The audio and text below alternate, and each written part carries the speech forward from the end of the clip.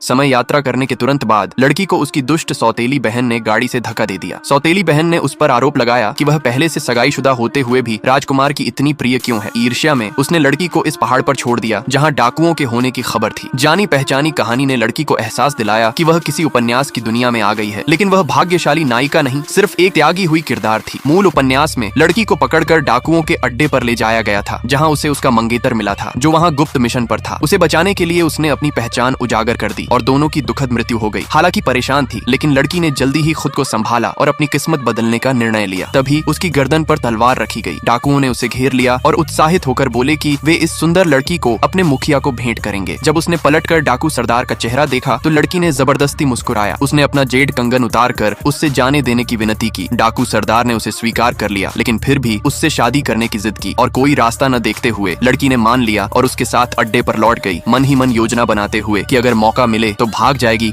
और अपने मंगेतर को बचाएगी। लेकिन जब उसने सोचा कि कौन सा डाकू उसका मंगेतर हो सकता है, वह देखकर चौंक गई। एक हैंडसम चेहरा देखकर उसने तुरंत अपने मंगेतर को भुला दिया और उसकी ओर इशारा कर कहा कि वह सिर्फ उसी से शादी करेगी। आदमी ने मना करने की कोशिश की, लेकिन आश्चर्यजनक रूप से डाकू सरदार ने हामी भर दी। पता चला कि वह आदमी नया दूसरे नंबर का नेता था। फिर भी डाकू सरदार को उसकी पहचान पर शक था और उसने उसकी वफादारी की परीक्षा लेने की ठानी। उसी रात उसने दोनों की शादी करवाई। हर्ष ध्वनि के बीच आदमी ने लड़की का चेहरा थामा और उसे मीठा चुंबन दिया। डाकू शराब पीकर धुत हो गए। जल्द ही सिर्फ लड़की ही जागी रह गई। जब वह कमरे में लौटी और अपने सुंदर पति को देखा तो उसने बिना झिझक उसके साथ सोने का निर्णय ले लिया। अगली सुबह जागने पर लड़की रात का दृश्य बार बार याद करने लगी। उसने आदमी की एब्स पर सिर टिका दिया और खिलखिलाकर हंस पड़ी। यह देखकर आदमी ने जल्दी से उसे रोका और कहा कि वह इसकी जिम्मेदारी लेगा। उसके जाने के बाद लड़की चिंतित हो गई, क्योंकि वह पिछली रात गर्भ निरोधक लेना भूल गई थी। तभी मेज पर अचानक एक जानी पहचानी वस्तु प्रकट हुई। लड़की प्रसन्न हुई कि उसके पास कोई सुपर पावर है। उसने तुरंत अपने पसंदीदा पेय याद किए और अगले ही पल वे सब मेज पर आ गए। तभी लड़की ने अपने गले में आधा सगाई का जेड लटकन देखा। वह फिर चिंतित हो गई। आखिर अपने मंगेतर को कैसे ढूंढे। उसी समय आदमी ने दूसरा आधा जेड लटकन निकाला। पता चला कि वह एक जनरल था जो डाकुओं में गुप्त रूप से शामिल था और वही लड़की का मंगेतर था। लेकिन उसने लड़की को पहचान नहीं पाया और उसके भले के लिए सगाई तोड़ने का फैसला किया। फिर वह अपना गुप्त मिशन पूरा करने निकल गया। रात होने पर लड़की ने कमरे में एक घायल नकाबपोश आदमी को पाया। घबराकर उसने पेपर स्प्रे बुलाया और जांच करने गई, लेकिन नकाबपोश ने उसे पकड़ लिया। तभी डाकू सरदार अपने आदमियों के साथ आंगन में घुसा और बोला कि एक जासूस उस दिशा में भागा है। लड़की को समझाना पड़ा कि उसने किसी को नहीं देखा। डाकुओं के जाते ही नकाबपोश आदमी की ताकत खत्म हो गई और वह जमीन पर गिर पड़ा, खून थूकते हुए। लड़की ने तुरंत उसका नकाब हटाया और हैरान होकर पति चिल्लाई। उसने तुरंत उसके घाव का इलाज किया, लेकिन फिर भी संक्रमण से उसे तेज बुखार हो गया। उसी समय आदमी ने उसे बाहों में भर लिया और चूमा। उसके आकर्षण का विरोध न कर सकी और उसने भी उसे चूम लिया। बाद में जब वह जागी, उसने पाया कि रात की उस गतिविधि से आदमी का पसीना निकला और उसका बुखार उतर गया।